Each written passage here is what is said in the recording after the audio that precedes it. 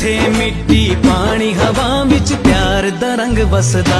पवित्र नगरी नानक दी ए धरती सोनी मां वर्गी।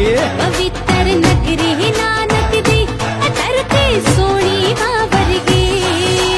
Lot of people who want to come here, and at least that way there is a lot of love which will be exchanged. So thank you for taking that decision. Please continue with it. हमें यहाँ आकर बहुत बहुत अच्छा लगा और यहाँ की जो इंतजाम है बहुत बहुत अच्छे हैं। किसी चीज़ की कोई हमें दिक्कत नहीं आई। बड़ी चढ़ती कला थे महाराज जी कलगीधर पातशाह गुरु नानक पातशाह की चढ़ती कला वा। जिस धरती विच चिश्ती ने फैलाया हक दा कलाम, नानक से नगरी नू दिता वहदत दा पैगाम।